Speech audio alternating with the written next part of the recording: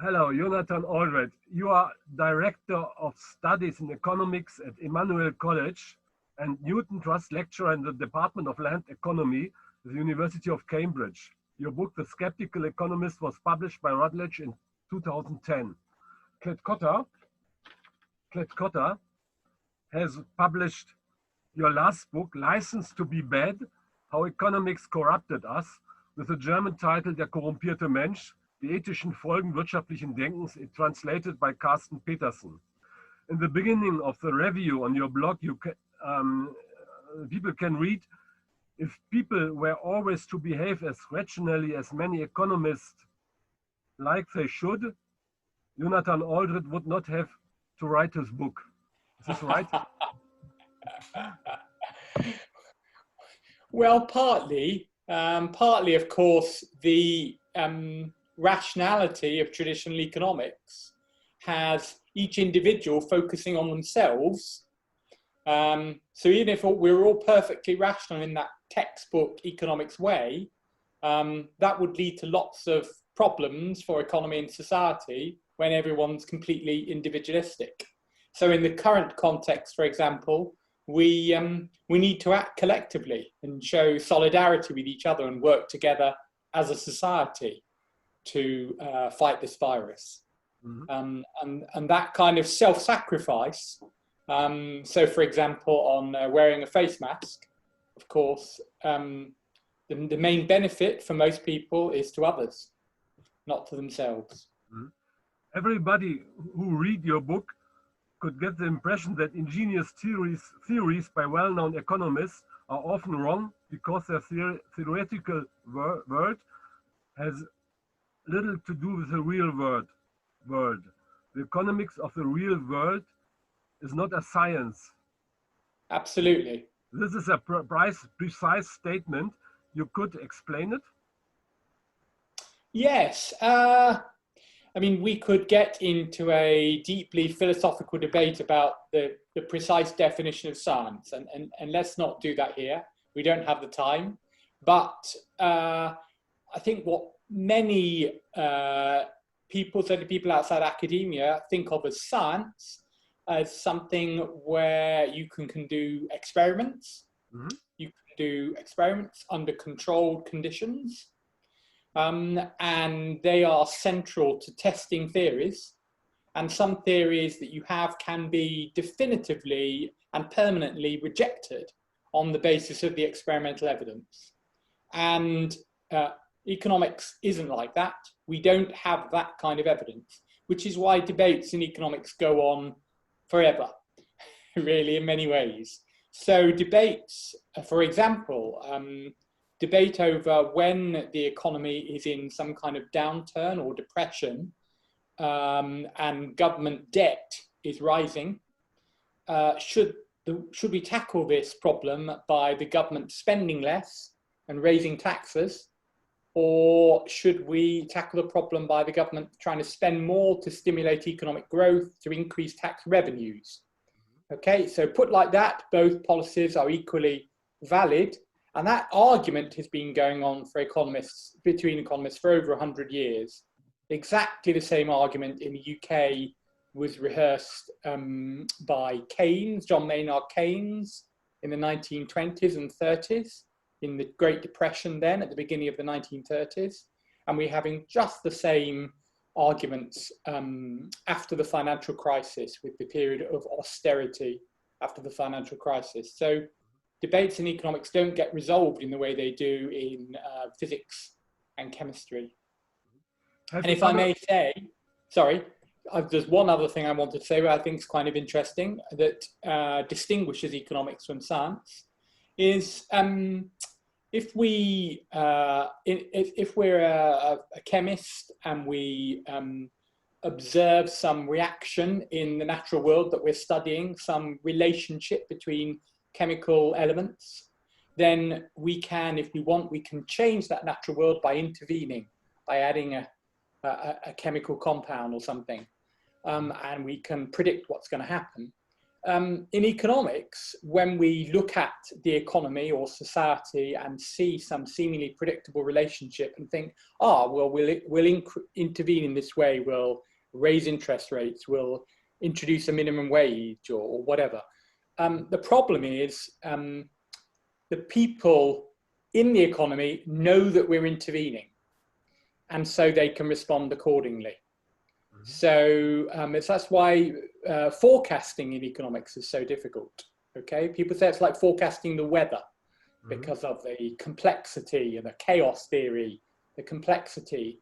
But the weather doesn't know that you're trying to forecast it, and the weather doesn't go, you're forecasting that it will rain tomorrow, so I'll trick you, I'll change accordingly. But that's the kind of response. You know, if people expect that the government is trying to cut unemployment, then they will expect certain policy decisions by the government and they will respond accordingly. I have one more general statement. I would ask you to explain it perhaps with an illustration. Have economists relied too much on their theories and theoretical got the world under control instead of focusing on the practical application of their theories? Perhaps you could give an example of one of these economists. Yes. Well, I could give, possibly a number of examples. One. Trying to yes, what would be a good one? Well, I mean, in the book, a lot of the discussion in the book is about the trend in the immediate period after the Second World War, particularly in the United States, to turn economics into this mathematical science. And the focus and the high status in academic research was on abstract, formal mathematical theories, very much modelled on the developments in quantum physics. And those theories were developed, these kind of abstract models of the economy where, all the people live forever. So you don't have to think about the future and there's no saving and borrowing, for example. Those abstract models were very high status, but the people developing them, at least if they were honest, said all along, well, there's no direct application of this to reality. But that was where the big status was in academia. Your first sentence begins with a bang. Over the past 150 years or so, new ideas of how we should behave have corrupted our thinking. This is also your book in one sentence. Could a good dose of morality stop this corruption? Or another question, is there any morality in politics? Yes. Well, on the first question, there is a sense in which economics has it's done some quite clever things. I mean, they're not clever, actually, they're dangerous, but they're also clever things with the word rational. So depending on where you read in economics and who you ask, rational is a very kind of technical jargon term, and it just means kind of particular consistent ways of thinking about your choices and your decisions. But also then you find other economists saying that to be rational is essentially to be selfish, to be just focused entirely on what's good for you, what's in your own interests. And then at the same time, this word rational, and I'm not sure how well this translates in different languages, this word rational has a moral status, that to be rational is, morally superior than to be irrational. So by kind of linguistic games like that, you end up with a situation where people believe that it's morally superior to be rational, where part of being rational means being selfish. And so in these subtle ways, people have come to believe that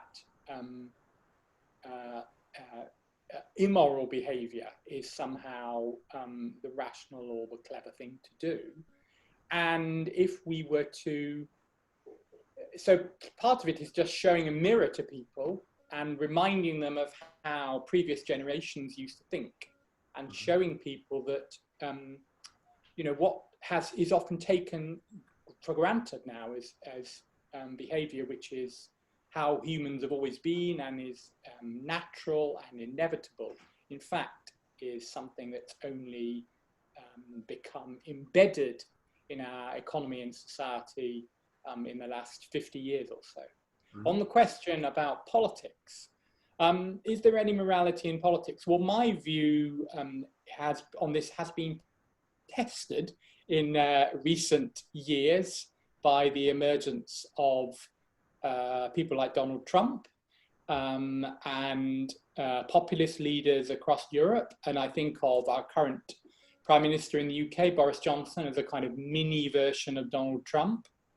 And, just this weekend, we've had the Donald Trump's chief advisor, Steve Bannon, intellectual influence on Donald Trump, Steve Bannon, saying how Donald Trump's advisor is, Boris Johnson's advisor is a great guy. So there are quite these links. Anyway, these kind of people have tested my belief, but I still think that ultimately they are exceptions to most people in the political class who don't go into politics and political life for personal wealth and gain and even status. There are easier ways to achieve that for most people.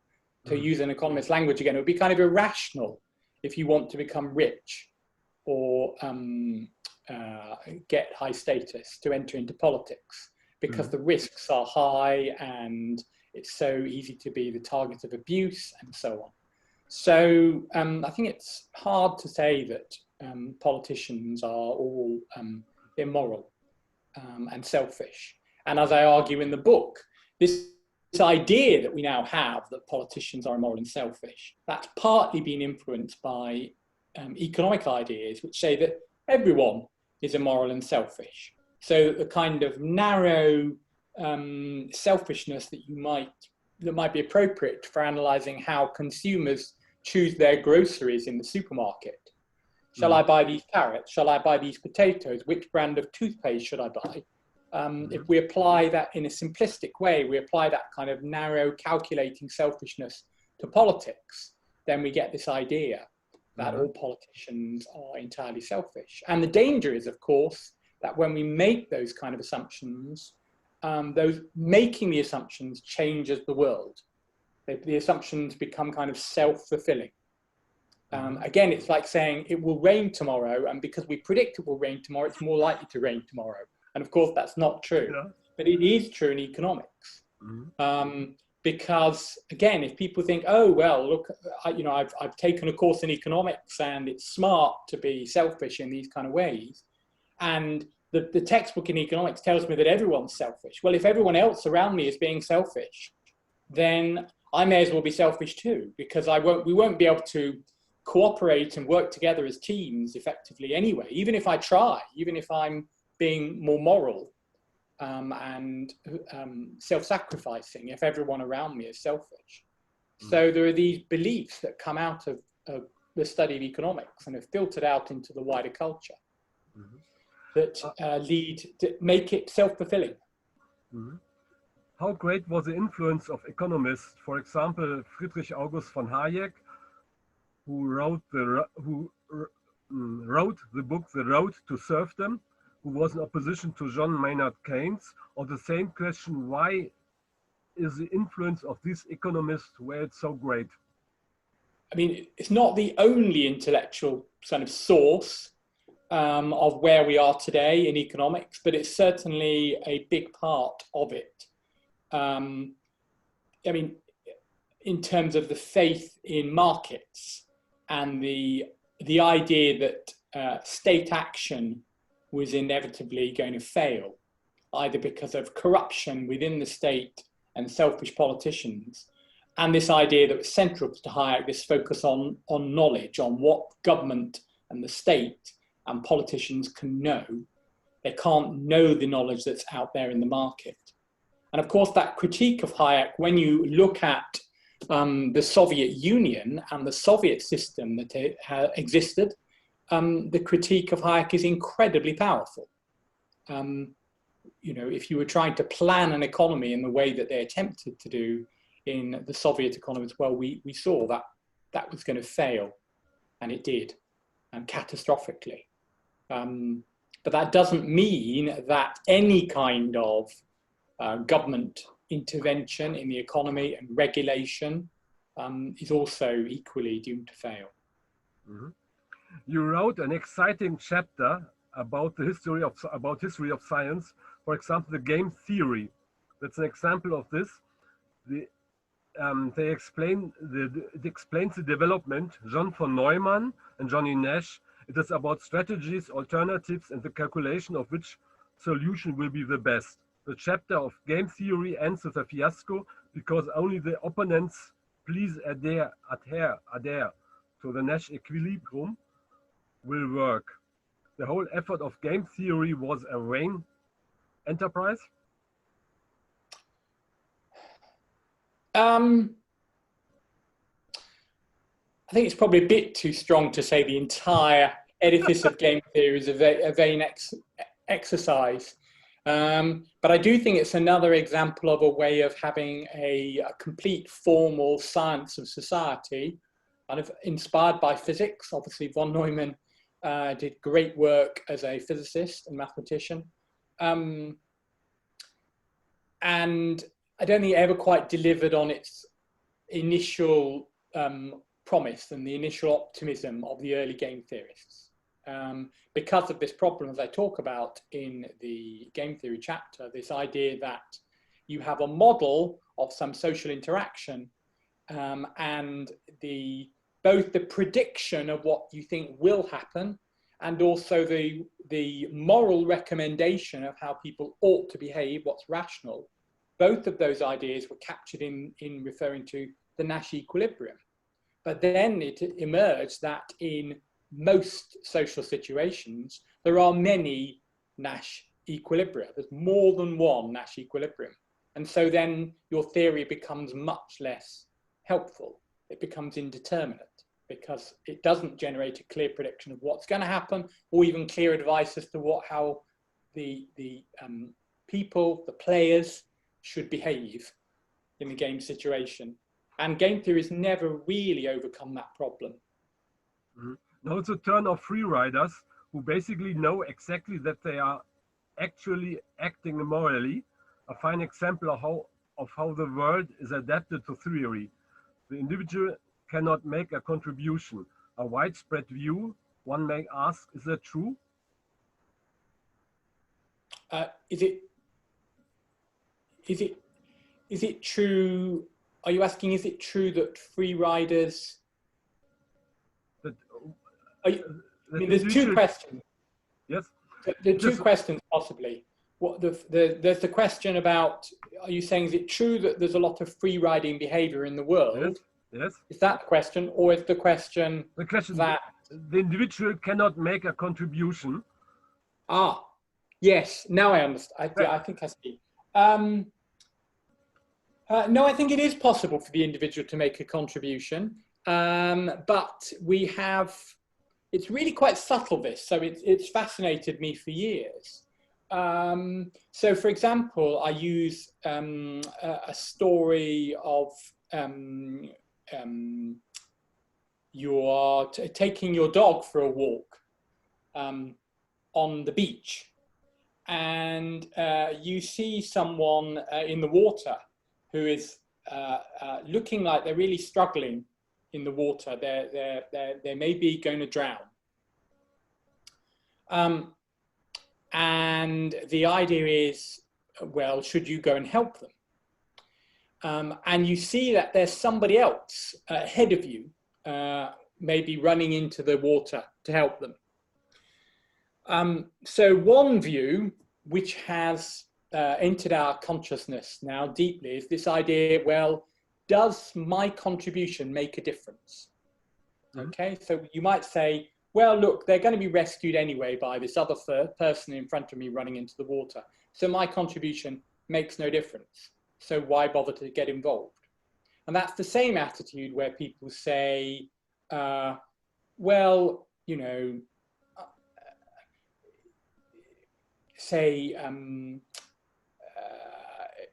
you know, why should I pay for content online when I can watch it or download it for free?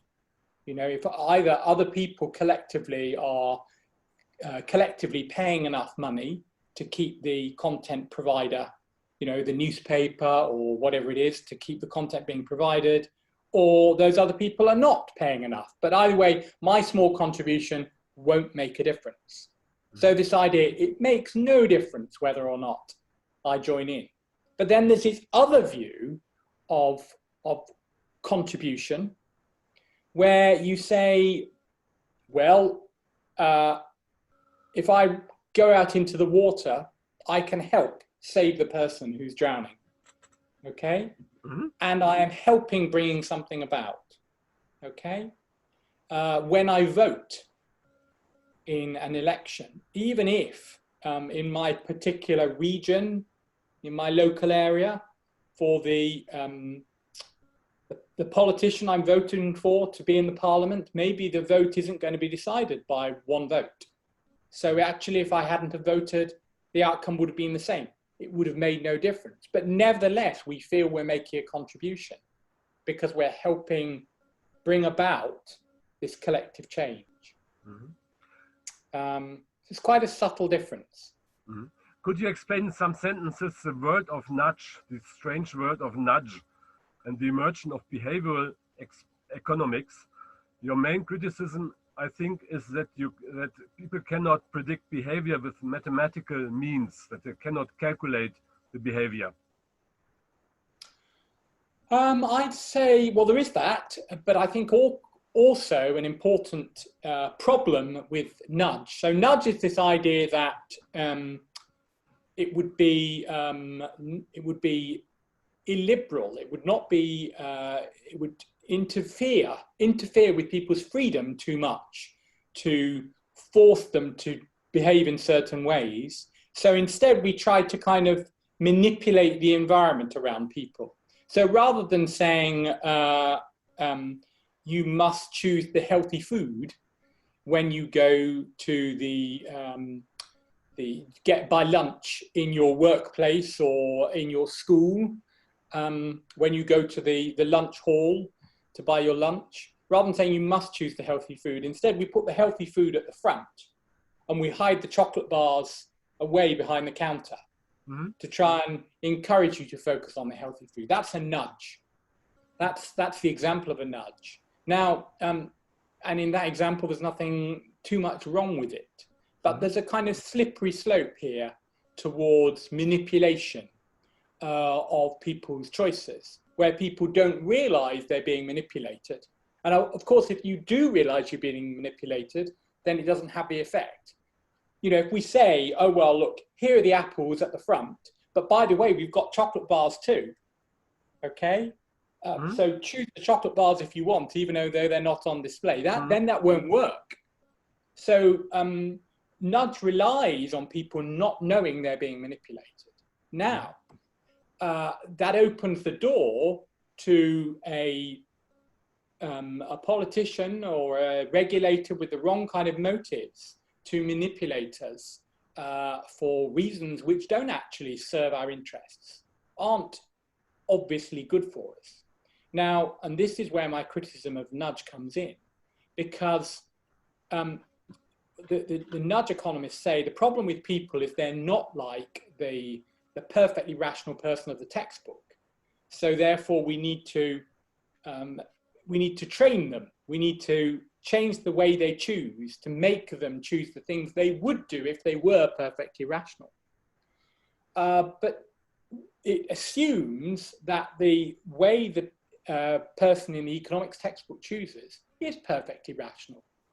Mm-hmm. Okay? But as I've argued in many places, it's not. It's often that kind of selfishness is actually harmful to the individual, as well as harmful to wider society. So there's no discussion in nudge economics of actually what the policy goals should be. Mm-hmm. That's taken given. Yeah, in the last, you see that I have really read your book. In the last part, you deal with the causes of inequality. And I think this is a matter how you announce your next book. I think it's very interesting, this chapter about inequality, which does not necessarily exist like a minutakel, but it is also due, when I have well read your chapter, sometimes to government regulations.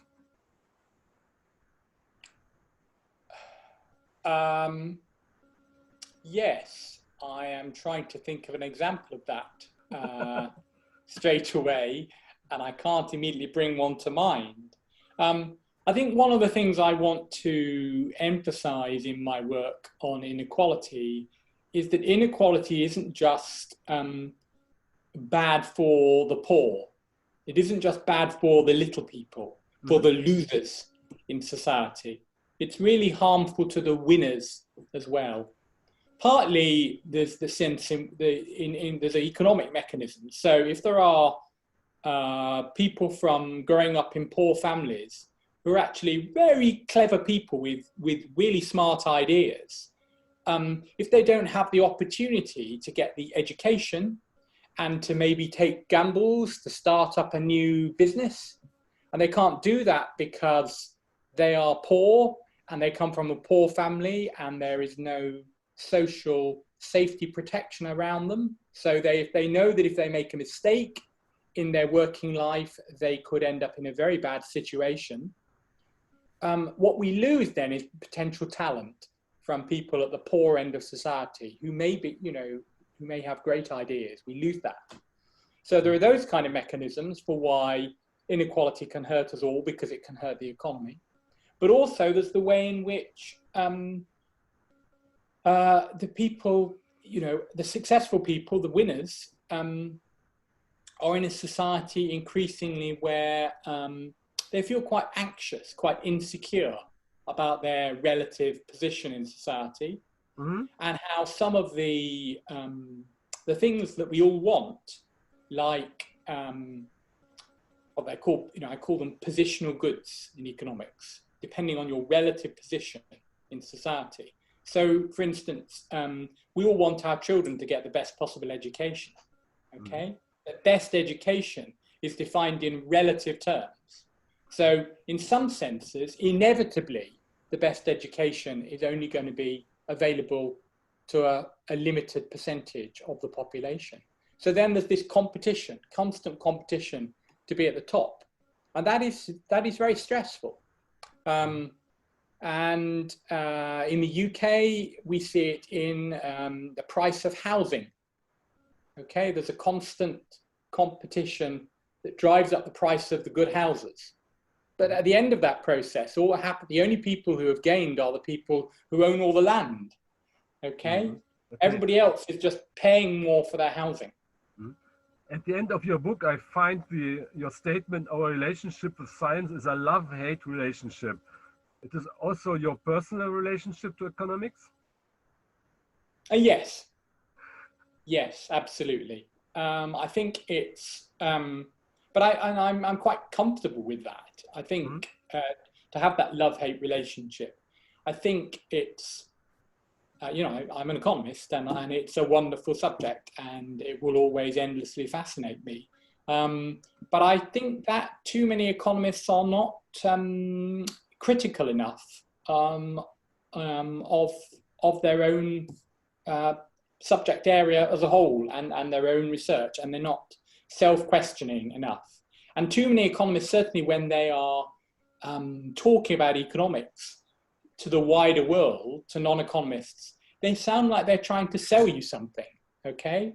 They sound like they're kind of insecure about economics. And there are good reasons to be insecure, because it's not like physics and the knowledge isn't as secure as in physics and chemistry and so on.